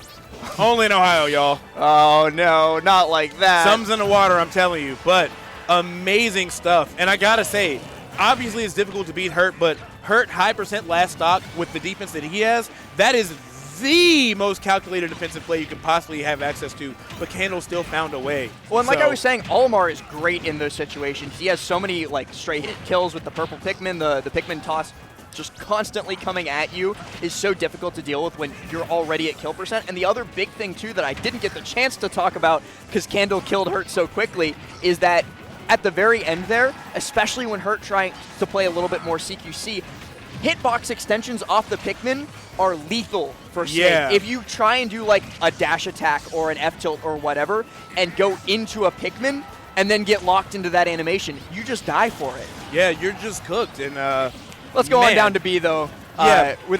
We are loving this win screen of Olimar as a quick reminder, but we're gonna tune into Danny versus Loaf as it seems that Danny took game number 1. I'm just reeling. As that's insane. I'm catching my breath for sure. That was so wild. So let's take a little bit of a breather here. Get to a more reasonable Midwest matchup here with Loaf versus Danny. More reasonable, I would say. Less insane. I guess apparently Danny's Texas now, so no Midwest here. Yeah, not anymore. But we've seen a lot of Danny up here, so. Yeah. That aside, right now it looks like Loaf down just a little bit here, but not super far out. Oh, God. What'd you see? Cola hurt. Because Hurt got upset and Cola got upset, and Cola sucks against Snake. Oh. That's gonna be awful. Cola's going to get 25th. Oh, no. Or he might do it. Who knows? If Cola does it, you will hear me no matter where you are in the world because I will pop off that loudly. Oh, no. And also losing back-to-back Beast Mode Pollen to Hurt, like 2 really hard matchups with 2 really good players. Oh, man. Yeah, that's going to be something for him. And I know that Cola also has like a Pocket Snake, so either way, good luck to him. Cola's Pocket Snake is in an like permanent retirement. You'll never see it again. Okay, so coming back into this, it looks like Loaf got Waft about on deck, way far down in percent here. Danny. Nah, Waft's gone. He like did the startup of it and it just disappeared because Danny nared, I think. He don't got it right now? I thought he did. Never mind. Either way. I thought I saw the startup of Waft, and then for a second I thought Loaf stopped flashing, so I was like, okay, it's gone. Oh, yeah, no, he still got it here. So Danny got to be careful, trying to figure out how to end it all on this edge guard there. Narrowly missing that back air that definitely could have done it. Just kind of like rinse and repeating. And honestly, that's where Wolf really shines. Just like trapping you at the ledge, throwing those F-tilts out, those nairs, just making it impossible to get back to center stage. Well, and get started down in set X in the bottom middle, letting that Waft fly is Loaf. We got Ling versus No Tag. Okay, that's honestly probably going to be a pretty good and G Extreme just now closing it out 3-1 versus Suspect. Ooh, and DM Justice also coming up on Y. That's going to be funny, but I don't want to watch that, like, in the big screen at least. I know Justice. I don't think I'm familiar with DM. DM is a New England Pikachu Steve. And Aegis sometimes. Let's keep on here then. Yeah, All right, we'll stay here. Let's stay here. So Pikachu Min-Min's weird, but we'll keep it in the corner of our eye. Yeah, I'll keep a lookout on it just in case here. So sorry, PNW. They're going to be mad. Danny trying to get some tech chases here, going for a lot of these dash attacks, covering Loaf's landing, which is something you don't really get to do against Wario that often, so good stuff to Danny. But right now, yeah, looking real comfortable. Yet another nair in the corner, really making Loaf just struggle to get back on stage. Nice, down two. Oh, tries to catch a roll in there with an F smash too. Loaf just cannot get anything started. Like, no advantage state is happening. All the damage that's had is just like random 2-hit nair. Yeah. And that Waffle was thrown away on like a pretty rough whiff. Like, absolutely nobody home. So maybe Loaf could be like struggling a little bit mentality-wise, but hopefully they can clock back in here because they are only 1 hit away All right, finds the dash tag, especially with that rage. So we do have stocks even. Wonder if the win condition here is just to camp for a little bit until you get at least half wafts. Yeah. Obviously not going to kill as early as the full waft, but I don't think you have time for full waft. And these games are going slow. Loaf's last set where they lost against Amaryllis was also pretty slow. Like most of the games went all the way down to the 2-minute mark. And this one's the same. That's just kind of Wario in a nutshell. Ooh. And Wario getting caught with an American air dodge in. Yikes. All right, that puts Danny up 2-0. Taking a look down here, looks like No Tag just took that first game off of Ling. With a two-stock. Yeah. So good stuff to No Tag for sure. Really making a name for themselves up here. I've gotten to see a lot of them, mostly from like Collegiate, I feel like. I've seen a lot of them at like CECC and other places like that. But I see a lot of No Tag on like when I tune into random Xanadu's sometimes, or like at the Hill, some of the other DC stuff. Just an MDVA staple. Yeah, well, definitely putting in some work here. Meanwhile, it looks like Justice is up against DM. Almost took that stock with the Ram, and that one will do it. So Justice looking pretty over there. And I think I see, who do I see coming down on the bottom left? That's Death Spade, and I can't see the other person. G Extreme. Okay, so Death Spade, G Extreme. Cool. The train of thought that was just in my head. Oh, Loaf just reversed 3-out Amaryllis in the previous set. Right. So down 2-0. Potentially. Yeah, but we could definitely see that. But Danny not looking up to give any easy openings here. Definitely being really respectful of the bike, even tapping it with the blaster just to make sure doesn't have to deal with any crazy shield shenanigans. So Loaf's got to find something huge because this is definitely starting to run away. Oh, apparently No Tag doesn't live in MDVA anymore. I wonder, chat, where does he live now? Maybe he moved for school. I'm not sure. All right, I just always remember seeing him on those broadcasts and at like the glitches and stuff like that. I like South Carolina. Okay. South Carolina, okay. I like the attempt, trying to find something with a down tilt. Nair Bear, really smart stuff. And Soft Fair, gonna give Loaf that first stop. Justice winning game number 1 on set Y as well. All right, nice. And I just peeked up at mainstream. We got Onin versus Shadic going on over there. Shadic just beat a different Steve over here. Onin having taken out Wrath as well. Shadic did it pretty comfortably, and I've seen Shadic on him before, and it went pretty far in Shadic's favor. So. Yeah, Shadic's really, really good against Steve. So is Corrin. Actually, not really, really good. Like, Corrin's fine against Steve. She deals with blocks better than a lot of characters, yes, for sure. The big thing in that matchup, to keep Corrin posting for a little bit longer, is that Corrin's biggest weakness is that her movement speed sucks, both in the air and on the ground, but Steve is also slow.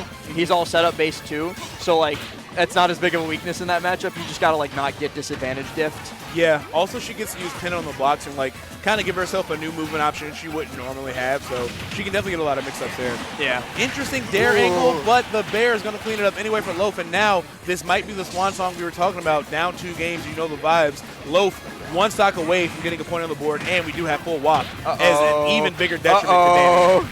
Oh, here we go. Did you know that if Loaf is down 2 games to 0?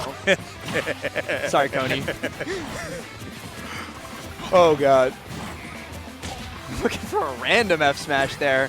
Hail Mary's coming out, and that's how you know the vibes are desperation. But a back air connects. Danny's just got to play so carefully, but Danny can do so. Yeah, honestly, still, even though I know a lot of momentum is on Loaf's side in this game, he is still on tournament point here, so hopefully he can find something. Oh, but the up air waft, going to make that an easy confirm for Loaf. Doesn't waste the waft this time, and it pays off big time. Finally on the board here. Also, chat letting me know, I actually didn't even see it in his sponsor tag. No Tag, another Winthrop player. Winthrop's lineup is crazy. Winthrop is strong, Winthrop is like Lima, Anarchy, No Tag, CJ Frozen, a billion other players that I'm probably not able to name off the top of my head because they're also crazy strong. Like I don't want to go fight that in a collegiate crew battle. Yeah, they went insane this year at CECC. We were, it was me and E on that, and I was kind of like wondering, like, I know there's some top players. Let's see what we get. We kind of assumed Sonics and Jackal's team would take it, but no.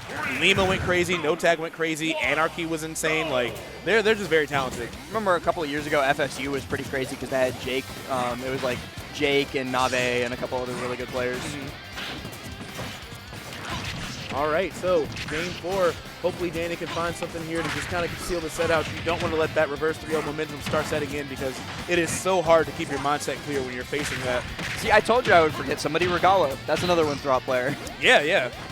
I literally said that I would forget somebody, and chat was like, actually, you forgot somebody? Oh, chat. You're watching. But we're hanging out here at Riptide having a blast. Right now, Danny. Oh, and Justice, another person on the screen. Yeah, another person actually right there on the screen. Wow, that is a stacked squad. Jesus That's Christ. crazy. Yeah. That's a crazy, and especially like character-wise, that's crazy for a crew battle. You got a Bayo, you got a Mario, you got a Min Min, like that, a Lucas too to matchup check people. Like that's, ouch. You really got everything. So, Danny finding their way back to the stage, not able to get anything substantial going, and unfortunately, the match is going pretty slow for them. This back throw, not going to do it, but Loaf already had plenty of WAP time, and the command grab is going to give us that first stop. Wow, he healed a lot! Yump, yump, yump, yump, yump. I've never seen him go that long. That was crazy. I mean, you're at 190. Like, Yeah. That was do like, it for a while, get some free health. that was like Nosferatu status. I was like, dang, okay, I see the problem. Throw into the up air. Gonna be some nice early percent damage. Tries for the short hop bike. Look at Into the coverage from Loaf! Reset! Whoa! What? Loaf is him!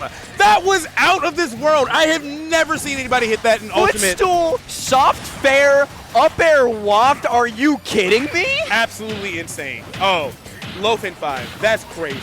68% right after that, We were too. joking about the reverse 3-0. That Stop doing that. Just win 3-0 normally, Loaf. You can do that too. That was disgusting. I'm thinking about that all night today. Oh my God. Twitch, clip that, please. Please clip You that. know somebody already has. That's going on Twitter instantaneously. Jesus Christ. I'd say combo of the weekend so far. So far, for sure. Man. Warrior's alive. Okay. He's got bite. I definitely held my breath there like, hey, don't let this get taken from you. Hey, girl. Me again. Yeah, hey.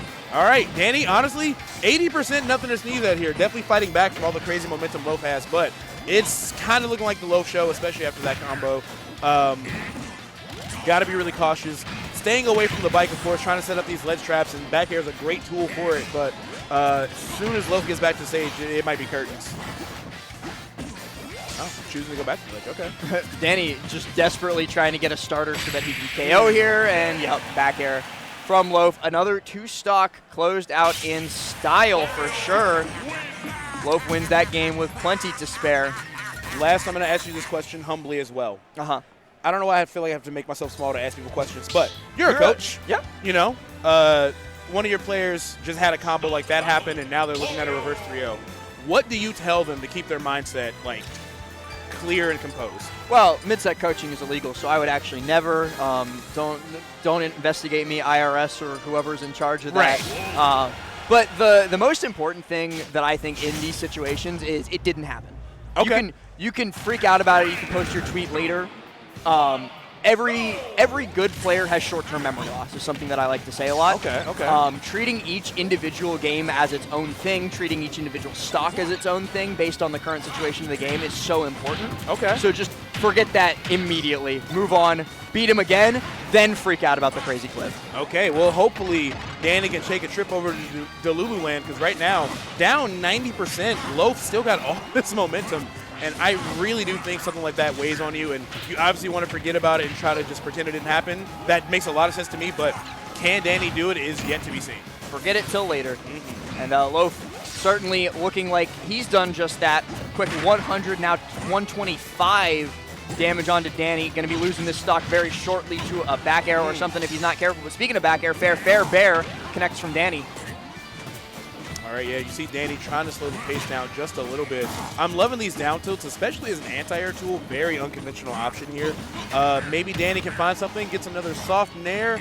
Not able to seal the stock, but definitely got Loaf sweating.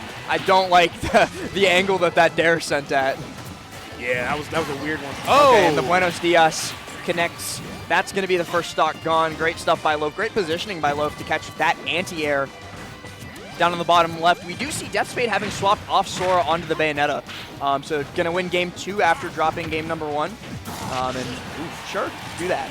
Yeah, I mean, honestly, they're able to play both those characters at such a high level, so of course, you just kind of want to go for whatever matchup. Oh, and Shadic Onin is 2-2 right now. Ooh.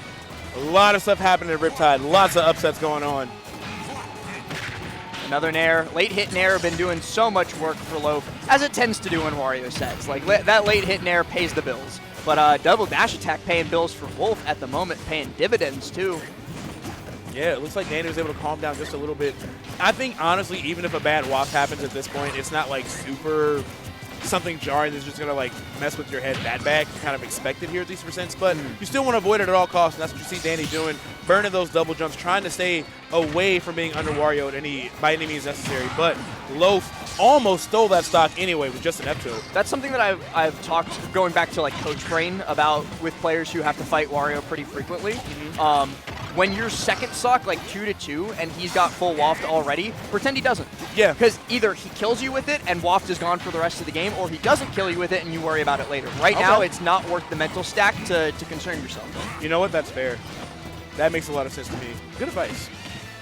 Down throw here, going to set into a platform. Ooh. Tech chase, and beautifully executed. Well, gets caught by that back air. Dies straight into the blast zone, and guess what, Sai? Now you have to worry about it. Yeah, this is what you don't want to see. Yeah, Danny got to find something here, blocking that bike at point blank. But now Loaf getting really comfortable, going for the bike trips and getting a little bit mixy. Danny, I think no Loaf room is for air left. Also setting up a hitbox extension for waft with those bikes. He wants Danny to like try and dash attack in so that he can waft that. Yeah, it's active for something insane. Like, I think longer than like an actual second. Like, 1 it's crazy. hour. 1 hour later. 2 hours later. No tag Ling also having no tag going up to set point 2-1. DM versus Justice. Justice is on set point. Yeah, looks like Justice is looking to make a name over here. Almost got this next game. Pikachu at a very high percent. But meanwhile, Danny struggling to find a neutral win here. Nice. Okay, dash attack actually beats that out, but it's still not enough to kill. We keep saying it. Wario, he's a heavy boy. Yes. He's been eating way too many garlic pizzas, but even at 180, he's not surviving his own bike to the face. 67 on Danny. It's doable if he started the waft. Did he lose it? No, he's still going. He still got it. I didn't know if that was like enough of the startup to lose it. Literally life-saving get-up attack right there. He's out of like some of the confirm windows. They might be a little longer just by way of like Wolf being such a fast faller, but it's not as scary as when you're like sub 40, sub 50. I thought he was going to risk it all with the side B. And Danny, you keep forgetting that this is game 5 because Loaf won 2 in a row, but if Danny manages to close this out with a crazy tech chase like that, it's still over for Loaf no matter how good he played throughout this. Wow, yeah, shout-outs just for keeping it this close. That could have been rough. Oh! Goes for the bite instead of the waft. Reverse bite. And the dare! Oh, wow. Just a drag down hit. No, from the multi-hit clanking. It just teleports Danny into the blast zone. That's one way to end a set, and Loaf completes the reverse 30. Wow.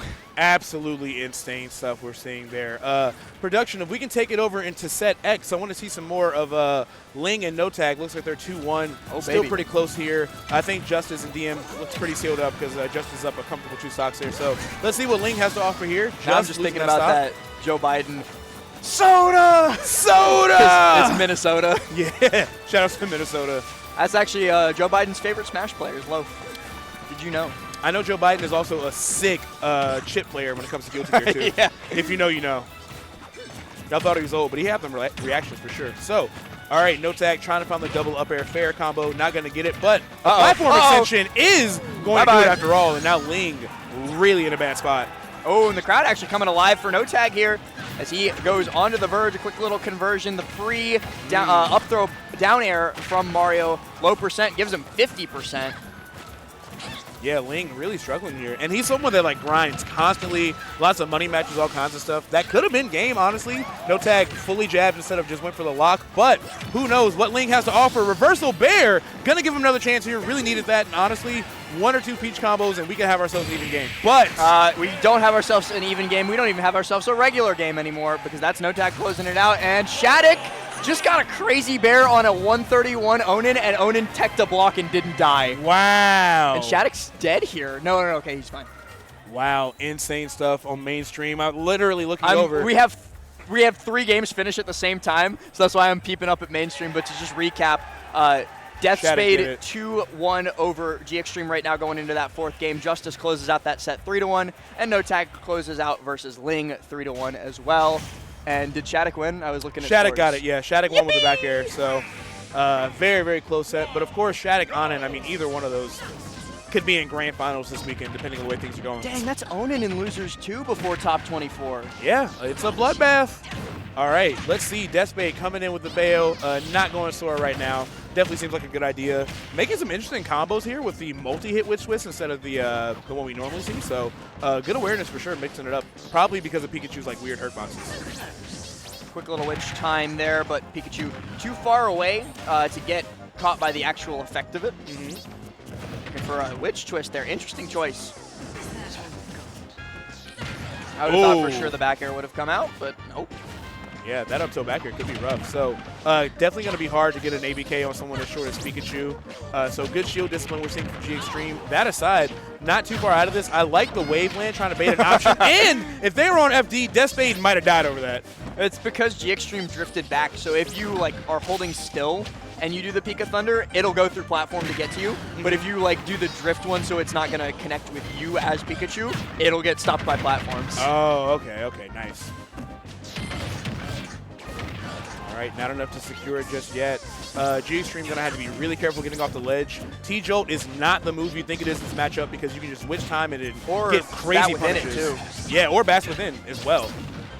Although Quick Attack doing a great job. There it is. Oh, avoiding the dash tag too. Nice. F-tilt 1. Why? The kindness of their heart, I'm guessing. I don't know. I'm sorry, Deathspade. I'm just questioning options here for no reason. Ooh, but no fair? question about that fair coverage at the ledge. Not enough to kill, both of them struggling, and now we have a regrab coming in. What will GXtreme do? Get snatched off the stage by Witch Twist. Never mind. Oh, they are struggling to try to find some stock here. Both of them very high in the kill percent here. Deathspade really struggling to find a back air. Pikachu's just so small. It's going to be hard, yeah. The old pancake bastard. Like, as hard as standing height, him pancaking even lower has got to be tough. And ledge trump into a back air for Pikachu instead of Bayonetta. Now he's going to go around the world. No ledge invincibility, or no angel invincibility for you, my friend. Rapid jab, bye-bye. Yeah, all things considered, 2.5 minutes off the clock, but we do have ourselves a 2-stock game here. Let's see if Deathspade can get something going. And this combo is a great way to get some momentum on their side. Falling near there, not going to connect, but finally actually gets an effective witch time instead of one that just hits a T-Jolt from across the stage. Yeah, like, obviously you can still, like, witch time T-Jolt, but you want to be close enough so that the Pikachu is also caught in the effects of that so you can get a bigger punish. That aside, it looks like Deathspade is finding some great punishes here in these air-to-air exchanges, especially with GXtreme being on a platform, because he's actually high enough in the air for Bayo to hit him. I'm not a fan of all of that. That was terrifying. GXtreme going to get with a back air to take Deathspade to the corner, but Deathspade able to just jet engine their way out of it. Up tilt back air, and GXtreme on tournament stock. If I'm not mistaken about where in bracket we are, I think this is losers. Yeah, pretty sure this is losers. And Deathspade definitely making a huge play there, 51% immediately after taking that last and the stock. linger up air. Or whatever the extended one is called on Bayonetta, when you just hold the button longer. The bullet arcs? Yeah, that one. Yeah. So yeah, GXtreme, not a lot of big options here. We were talking about how hard it is for Deathspade to get those combos started because Pikachu's so small, but because so many have happened, GXtreme hasn't really been able to keep up the same way. Just a couple of spare, like, quick attacks for a little bit of damage here and there, but nothing really too detrimental, and Deathspade has a giant lead now. Oh, up tilt actually, on most characters would have connected there. Instead, it's Pikachu, so that's going to give GXtreme the opportunity to set up for this fair at ledge, and then Nair, he wanted Nair down smash, I think. All right, yeah, GXtreme on their tournament life. Taking that stock with the dash tag, though. Really, really clutch stock. 82%, not the worst deficit to make up for, but you got to be extra careful. Ooh, that's not good. Up you go. Oh, that's it. Fair 1, 2, 3, and that is all she wrote. Pikachu splats the screen, and GXtreme goes out of the bracket. Ooh, and that's hurt no tag. Wow. I don't think we're going to get that. I think we have to pass off commentary to the next block here before too much longer. But I also see Loaf and Louis Money there on the outside, and also Justice Atomic. So these are 3 fire sets that we're going to hand over to the next block. Yeah, no shortage of action here. So I think for right now, we're going to cut to a short break. But as always, thanks so much for hanging out with us. If you have anything to say to me or just want to follow my journey, check me out on Twitter at SciBBLK. Last has been a blast as always. And I get the double @ because my Twitter's just that cool. You're at last. I'm at last. At last for sure. And as always, if you want to check out my podcast, my friends and I have a really fun anime podcast talking about Marvel, DC, and a whole bunch of other fun stuff there too. So check us out. That is Shonen Chumps, SHOUNEN Chumps on all streaming platforms. Last, what are your final words for your Saturday block? Goodbye. Okay. Goodbye. Production was not ready. I'm sorry, production. Give him a second.